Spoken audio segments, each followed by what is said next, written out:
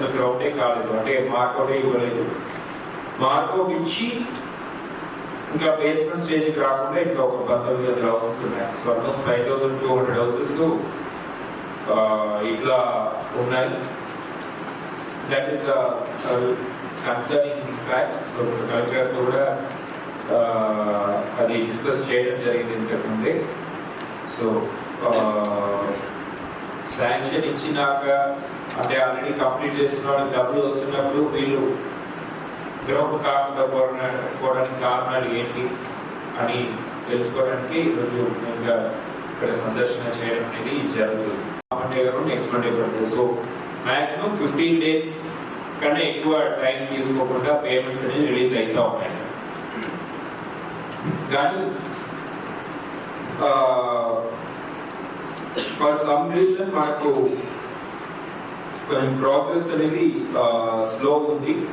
మెదక్లో మార్కౌట్స్ ఇంకా ఒక బిల్ కూడా అందకపోవాలి, అంటే ఒక స్టేజ్ కూడా బేస్మెంట్ కూడా కంప్లీట్ కాకుండానే ఒక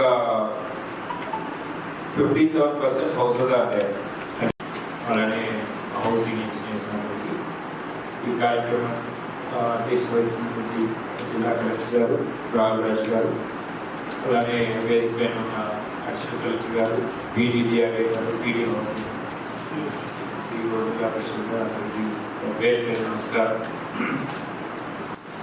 సో మనకు ఇందిరమ్మ ఇల్లు గ్రౌండ్ అయ్యి ఇప్పుడు పైలట్ ఫేజ్ ఆల్మోస్ట్ 10 months అయింది, 9 months అయింది. ఈ సెకండ్ ఫేజ్ ఏదైతే అన్ని గ్రామాల్లో అన్ని మున్సిపల్ వార్డ్స్లో కూడా గ్రౌండ్ కూడా మనకు మే నెలలో స్టార్ట్ అయింది. ఇప్పుడు దాదాపుగా 5 నెలలు కావస్తున్నాయి. రెక్టిఫై అయింది సార్, అది కంపల్సరీగా మేము 2-3 daysలో జిల్లాలో కంప్లీట్ చేయడం జరుగుతుంది సార్. అలాగే సార్ ఓటీపీ వెరిఫికేషన్ అర్బంలో మన దగ్గర మ్యాక్సిమం 80% అయిపోయింది సార్. కొంతమంది ముందుకు వస్తలేరు సార్, అది నాట్ మీటింగ్ ఉన్నారు. కొంతమంది వాళ్ళు ఉండడానికి ఒక 2 days నుంచి ఫీల్డ్ మీద వెరిఫికేషన్ చేస్తున్నాం సార్. అది ఏజ్లో అందరినీ చెప్పడం జరిగింది సార్.